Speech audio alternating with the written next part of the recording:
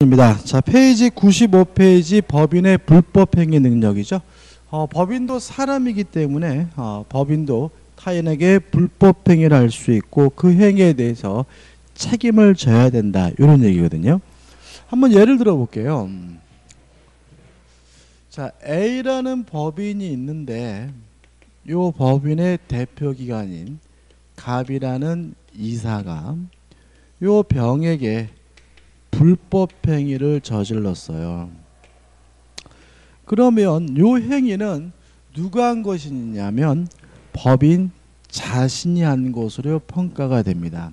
따라서 이 법인은 갑에게 책임을 져야 되는데 이걸 우리가 법인의 불법행위 능력이라고 하거든요. 요건은 이렇습니다. 첫째, 갑과 같은 이사 대표기관의 행위여야 합니다. 만약에 대표기관이 아닌 다른 기관의 행위라면 법인의 불법행위가 성립될 수 없다는 거 조심해야 되고요.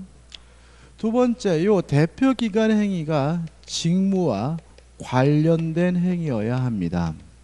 만약에 아무리 갑 이사의 행위라 하더라도 직무와 관련 없는 행위라면 법인은 요 상대방에게 책임을 부담하지는 않습니다.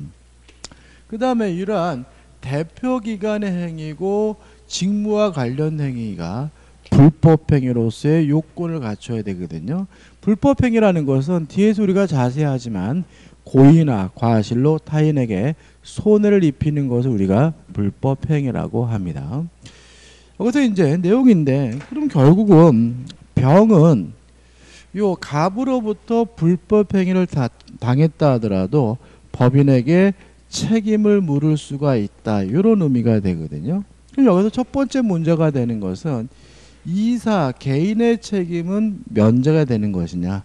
그것은 아니라는 것이 우리 판례의 입장입니다. 따라서 상대방 입장에서는 법인에게도 책임을 물을 수 있고 이사에게도 책임을 물을 수 있고 선택권이 있거든요. 이러한 관계를 우리가 뭐라 그러냐면 부진정 연대 채무라고 합니다. 따라서 병은 갑이나 A 둘 중 아무한테 편한 사람에게 전액에 대해서 손해배상 불법행위 책임을 물을 수가 있는 거고요. 만약에 요 A가 갑의 행위 때문에 책임을 병에게 부담했다면 A는 갑에게 구상하는 것이 가능하다는 것까지 기억해 두시면 됩니다. 끝이죠. 그래서 교재 보시면은 성립 요건에서 1번 대표기관에 행해야 된다. 2번 대표기관의 직무와 관한 행해야 된다. 해가지고 판례가 나와 있는데 판례는 일단은 의미가 없고요. 그 다음 넘겨보시면 대표권 남용의 경우인데 대표권 남용의 경우에는 대리권 남용에 관한 판례가 그대로 적용이 되거든요. 그래서 우리가 이거는 대리에서 공부할 거고 3번 일반 불법행위로서 성립 요건을 충족해야 된다. 효과가 법인이 책임을 지게 되는데 그 이유는 대표기관의 행위가 법인 자신의 행위이기 때문에 책임을 부담하는 거고요. 97페이지 오시면 4번 기관 개인의 책임도 면제되지가 않는다. 따라서 피해자 입장에서는 상대방 입장에서는 아무나 전액에 대해서 손해배상을 청구할 수가 있으므로 이 대표기관과 법인의 관계는 부진정 연대 채무가 되고요. 만약에 법인이 갑의 행위로 인해서 책임을 부담했다면 구상하는 것이 가능하다는 것까지 기억해 두시면 되겠죠. 그다음 마지막으로 자, 이런 불법행위가 대표기관 행위가 아니에요. 그러면 법인에게 책임을 물을 수가 없겠죠. 또 만약에 대표기관의 행위라 하더라도 직무와 관련된 행위가 아니라면 법인에게 책임을 물을 수가 없겠죠. 그러면 상대방은 누구한테요?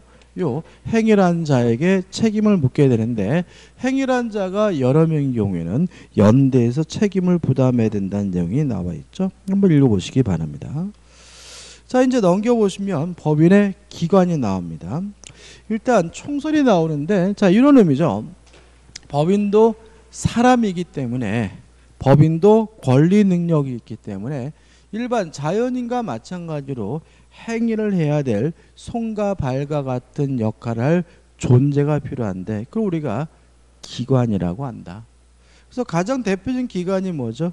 이사죠. 그래서 이사는 뭐냐면 대외적으로는 법인을 대표하고요. 대내적으로는 법인의 사무를 집행하는 사람 우리가 이사라고 하고 대표적인 대표기관이거든요. 교재 보시면 법조문이 나와 있죠. 57조입니다. 법인은 이사를 두어야 한다라고 되어 있죠. 따라서 법인은 반드시 뭐가 있어야 됩니까? 이사가 있어야 된다. 이사가 없는 법인은 존재할 수가 없다는 거 주의하시기 바라고. 2번 이사의 임면에서 어떻게 이사를 임명하고 면직할지는 1. 정관의 필요적 기재사항이 된다 정도만 기억하시면 되고 넘겨보시면 2번 이사 사임의 법적 성질은 단독행위다라는 말이 나오는데 우리가 아직 단독행위라는 개념을 모르기 때문에 일단 넘어갑니다. 그 다음에 3번 이사의 성명과 주소는 등기사항이다. 그 다음에 이사는 선량한 관리자로서의 주의 의무를 부담하고요. 4번 이사의 대표권과 그 제한에 가서 넘겨보시면 법조문이 나오고 판례가 나오죠. 참 시험에 참 잘 나오는 것 같아요. 이 대표권 제한은. 일단 이사에 대해서 대표권을 제한하려면 정관에 기재를 해야 돼요. 만약에 정관에 기재를 하지 않았다면 정관에 대표권 제한을 적지 않았다면 뭐가 되는 거죠? 무효가 되는 거죠. 그 다음에 정관에 기재가 됐더라도 요 기재된 대표권을 제한을 가지고 제3자에게 대항하려면 뭐가 필요하냐면 등기가 필요한 거죠. 근데 여기서 조심할 것은 뭐냐면 제3자에게 대항하기 위해선 등기가 필요한데 요 제3자는 선의 제3자뿐만 아니라 악의 제3자 알고 있는 제3자도 포함된다는 거죠. 따라서 만약에 대표권 제한에 대해서 등기를 하지 않고 있다면 악의 제3자에게도 대항할 수 없다는 거 꼭 기억해 두시고 교재에 나와 있는 판례의 내용입니다. 다시 한번요. 대표권을 제한하려면 정관에 기재를 해야 되고 정관에 기재하지 않은 대표권 제한은 무효인데 또 정관에 기재가 됐더라도 그러한 대표권 제한을 가지고 제3자에게 대항하려면 뭐가 필요하죠? 등기가 필요하다. 다만 등기하지 않았다면 누구한테도요? 악의 제3자에게도 대항할 수 없다는 거 주의하시기 바랍니다. 그 다음 101페이지 오시면 3번 이사의 대리인 선임의 제한인데 일단 이사는 대리인을 선임할 수는 있습니다. 그렇지만 포괄적으로 대리권을 줄 수는 없는 거예요. 예를 들어 이런 얘기죠. A라는 법인이 있고 갑이라는 이사가 있는데 이사가 자기 임무 중 특정된 행위에 대해서 을에게 대리권을 주는 것은 가능하지만 네가 다 해라. 포괄적으로 대리권을 줄 수는 없다. 왜냐하면 포괄적으로 대리권을 주게 된다면 요 이사라는 것이 뭐가 없죠? 존재 가치가 없고 대표기관이라는 본질에 반한다는 것이 우리 판례 입장인 거죠. 따라서 특정 행위에 대해서 대리인을 선임할 수는 있지만 포괄적인 대리권을 줄 수 없다는 거 주의하시기 바랍니다. 그 다음에 5번에서 이사의 주요 집행 사무에서 1번 이사는 법인의 사무를 집행하고요. 2번 이사의 주요 사무에서 쭉 나열되어 있는데 6가지 암기할 필요는 없는 겁니다. 한번 읽어보시기 바라고. 그 다음에 넘겨보시면 6번 이사의 직무집행 정지가 나오는데 이거는 2강의 때는 안 하고 다음 강의 때 우리가 할 겁니다. 다시 말하면 입문 강의 때는 다르지 않을 겁니다. 그 다음 넘겨보시면 103페이지에 임시이사와 특별대리인이 나와요. 요거는 개념만 잊지 않으시면 되거든요. 일단 임시이사라는 건 뭐냐면 이사가 없어요. 또는 이사가 몇 명 빠졌어요. 그래서 법원이 선임하는 경우에를 우리가 임시이사라고 합니다. 다시 말하면 이사의 결혼이 생겼을 때 이해관계인이나 검사의 청구에 의해서 선임하는 사람 우리가 임시이사라고 하고요. 그 다음에 2번 특별대리인은 이사와 법인의 이해가 상반되는 경우에 선임하는 사람을 우리가 특별대리인이라고 합니다. 예를 들어서 A라는 법인이 있는데 K라는 건물을 가지고 있어요. 근데 갑이라는 이사가 이 법인으로부터 이 건물을 살려고 한단 말이죠. 그러면 이 법인과 이사는 이해가 상반됩니다. 왜냐하면 법인의 입장에서는 한 푼이라도 더 비싸게 받는 게 좋은 거고, 또 이사의 입장에서는 한 푼이라도 적게 받는 게 좋은 거잖아요.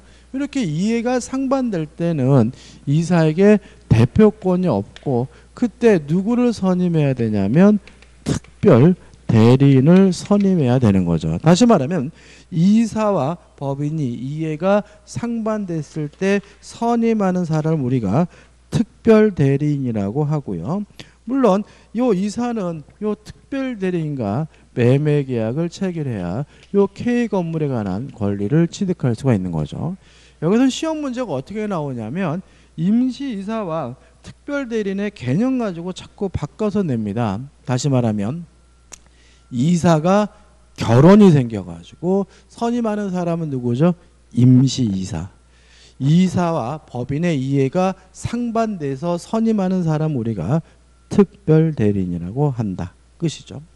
그다음 104페이지 오시면 이제 뭐가 나오냐면 감사가 나와요. 일단 법조문이 나와 있는데 66조죠. 이렇게 돼 있죠. 법인은 정관 또는 총회 결의로 감사를 둘 수 있다죠. 따라서 감사는 필수 기간이 아니라 임의기간이다. 둘 수도 있고 없을 수도 있고요. 그 다음에 또 조심할 것은 감사는 법인의 대표 기관이 아니라는 것도 좀 조심하셔야 되고요. 이에서 감사의 직무가 나오죠. 두 가지입니다. 일단 법인의 재산 사항을 감사하고요. 또 이사의 업무 집행 사항을 감사하는 거죠. 이 두 가지 일을 하다가 문제가 있다, 부적법하다는 사실을 알게 됐다면 3번 해가지고 총회 또는 주무관청에다가 보고를 해야 되고요. 또 특히 이 총회 보고하기 위해서 감사도 임시사원총회를 소집할 수 있다는 거 주의하시면 되겠죠.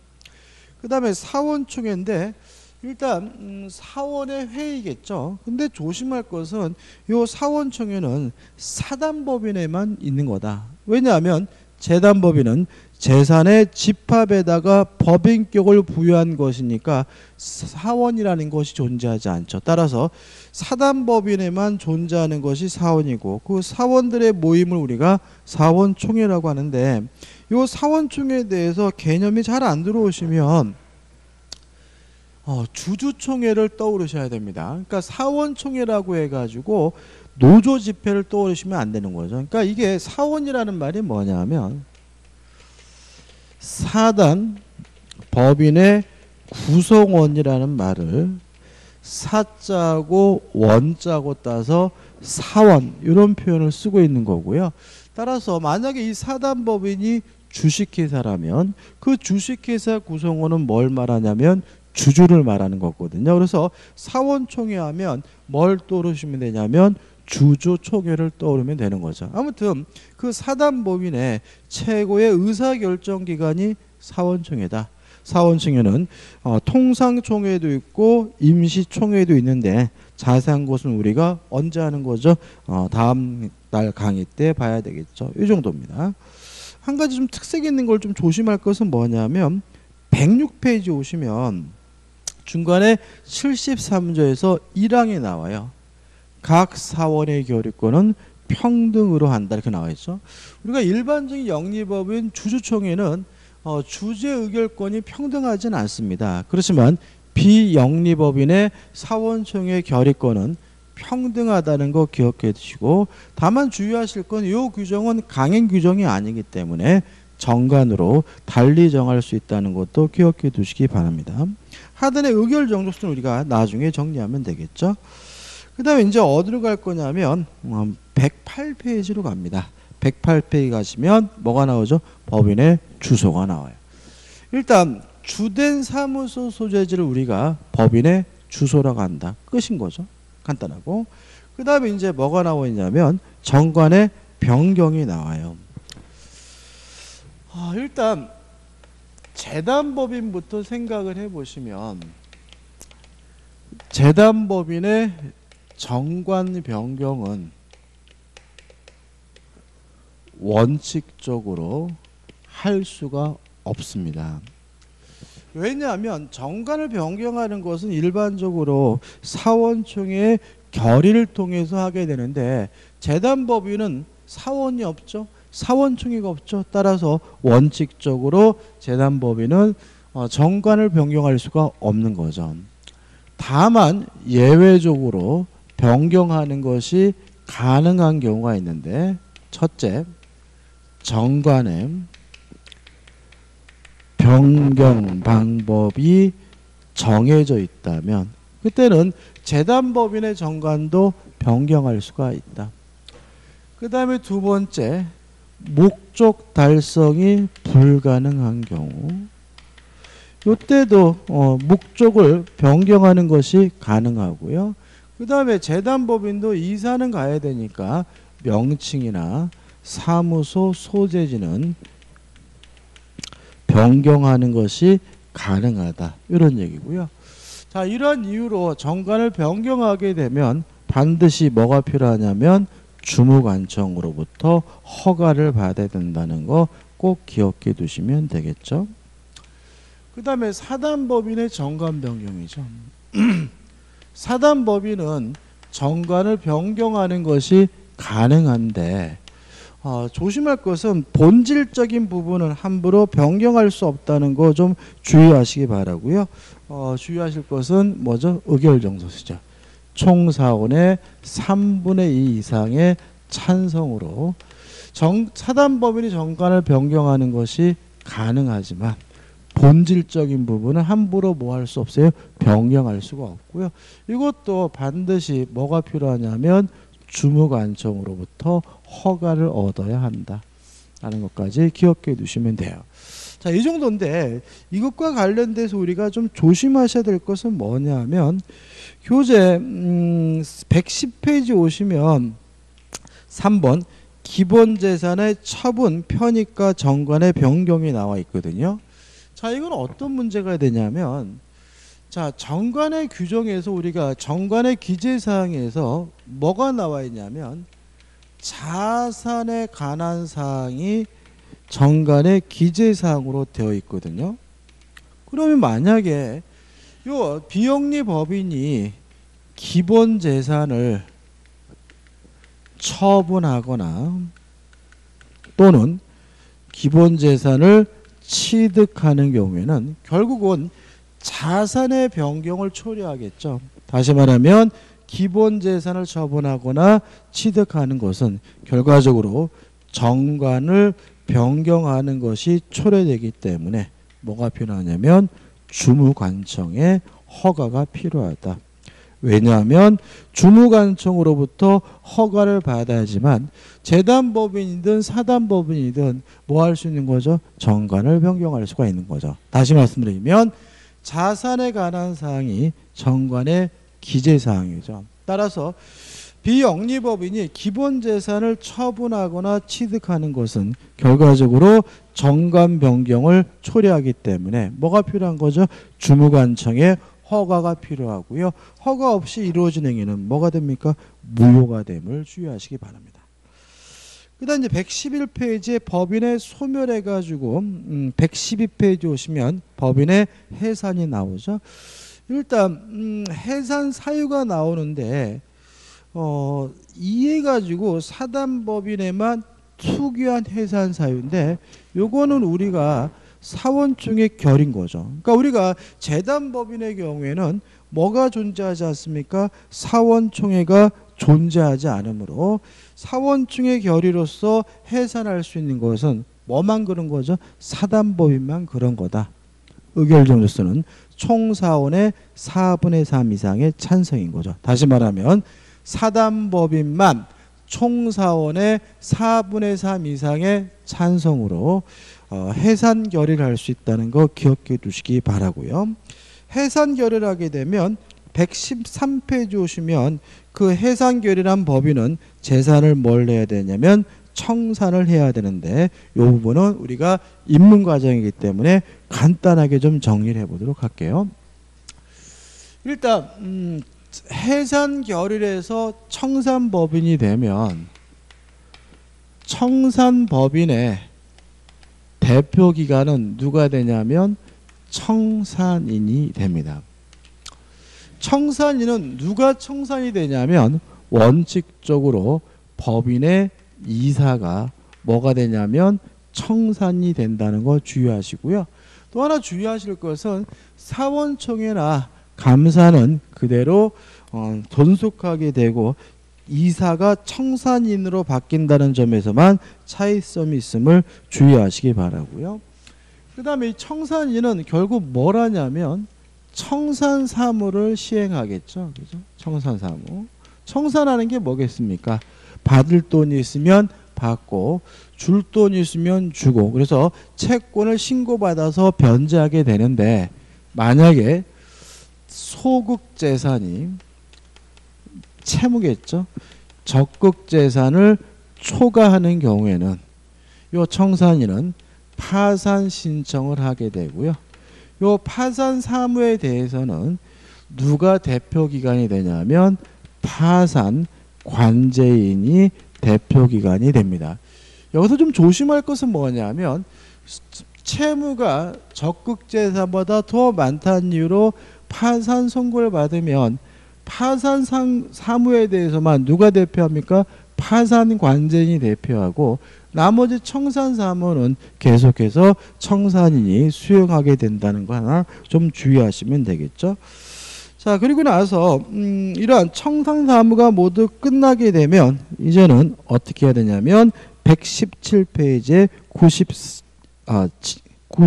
117페이지에 7에서 청산 종결 등기죠.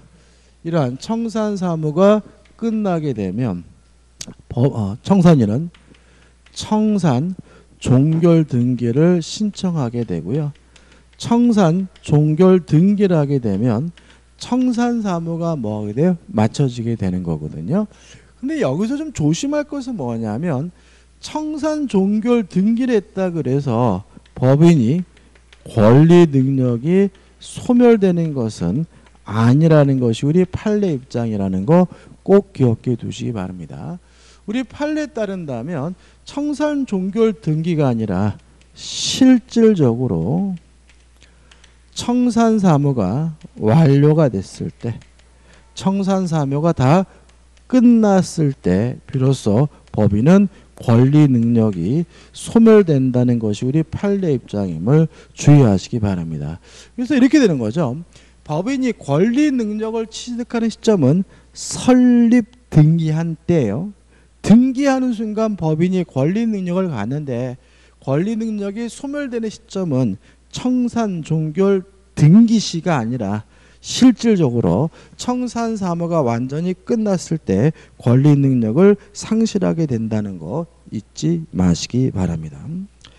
그 다음 117페이지에 나오는 법인의 등기사항은 나중에 확인하면 될 것 같고요. 118페이지 감독과 별칙도 특별한 의미는 없습니다.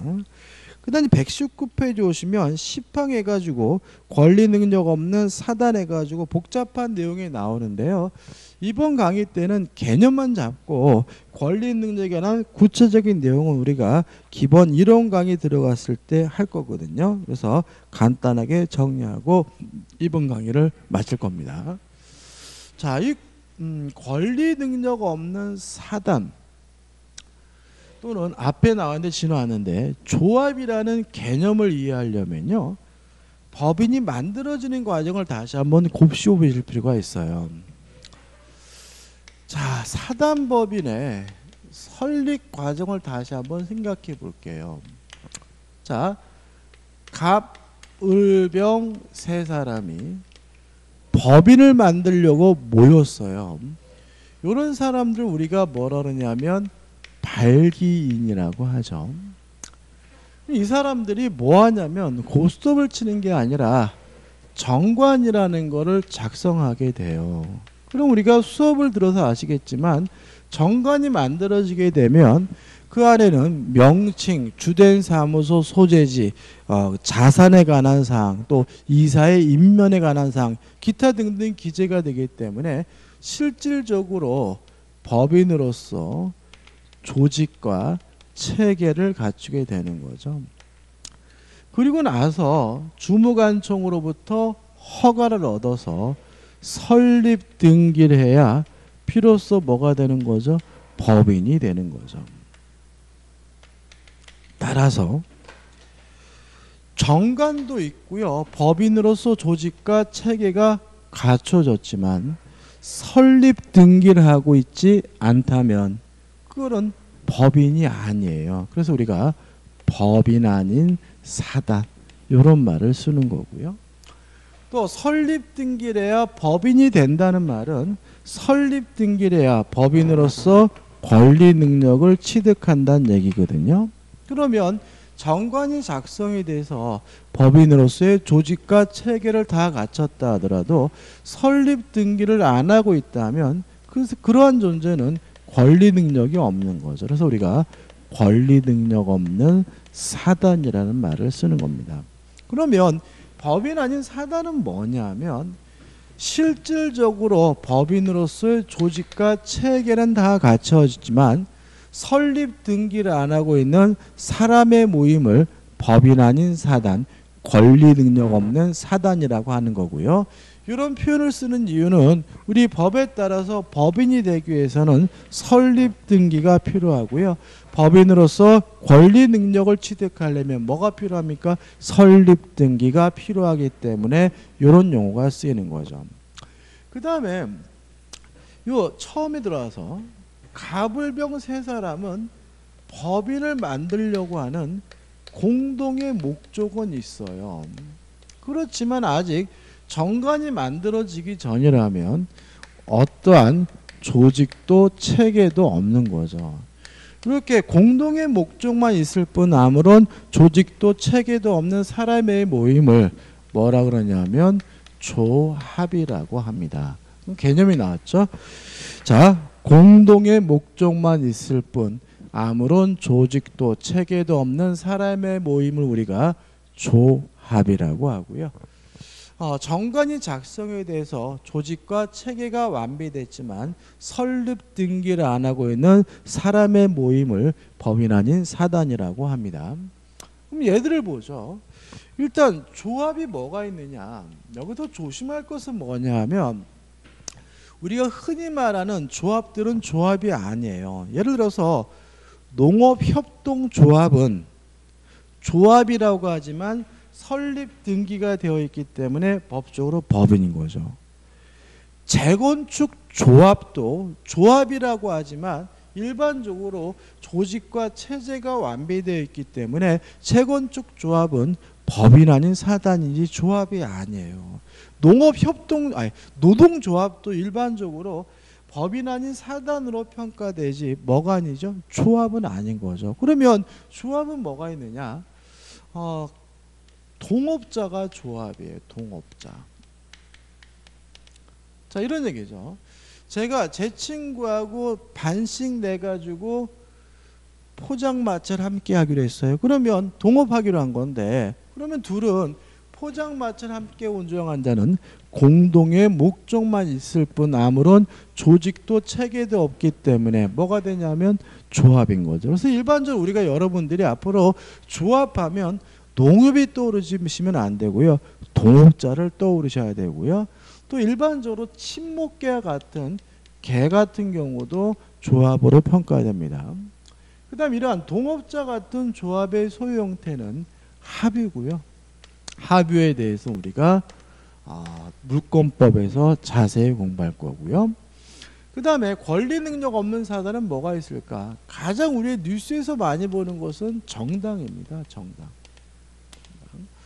자, 예를 들어 가지고 뭐 민주당이다 그러면 조직과 체계가 잘 갖춰져 있거든요. 근데 현행 정당법에 따라서 정당은 법인으로서 설립 등기를 못하게 막아놨기 때문에 설립 등기는 못해요. 따라서 정당은 뭐가 되냐면 법인 아닌 사단, 권리 능력 없는 사단이 되고요. 또 가장 또 대표적인 법인 아닌 사단이 뭐냐면 교회죠. 교회. 자, 우리가 교회 같은 경우에도 조직과 체계가 일반적으로 잘 갖춰져 있습니다. 그렇지만 법인으로서 설립 등기는 안 하기 때문에 법인 아닌 사단으로 평가되고요. 그 다음에 종친회 같은 경우도 일반적으로 뭐죠? 법인 아닌 사단으로 평가됩니다. 물론 세 가지가 대표적인데 수험적으로는 교회 종중이 중요하거든요. 자, 법인 아닌 사단의 소유 형태가 뭐가 되냐면 총유가 돼요. 교재 나온 내용이 대부분 요거거든요.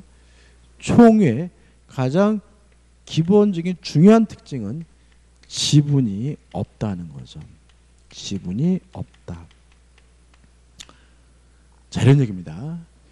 교회 재산은 목사님의 개인 재산이 아니라 신도들의 공동 소유인데 그 형태가 총유다. 왜냐하면 교회는 법인 아닌 사단이기 때문에요.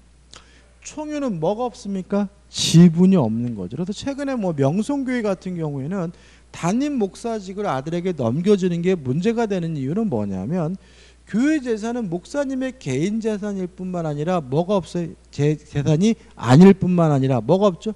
지분이 없기 때문에 자신의 어떠한 권리를 아들에게 상속시키거나 양도하거나 넘겨줄 수가 없는 것이니까 목사직을 아들에게 상속시킨다, 그것이 위법하다, 불법이다, 이런 얘기가 나오는 이유는 총유는 뭐가 없기 때문이죠? 지분이 없기 때문에 그렇고요. 그 다음에 교회 재산과 같은 총유물에 관한 모든 사항은 다 사원총회 결의를 통해서 하게 된다까지 일단 기억해 두시고, 이 정도고 자세한 것은 또 물권법에서 총유를 따로 공부하게 됩니다. 이 개념은 우리가 좀 확실하게 내 것으로 만드셔야 됩니다. 자, 이번 강의 여기까지 하고요. 이제 다음 강의 때는 권리의 객체부터 들어가도록 하겠습니다. 고맙습니다.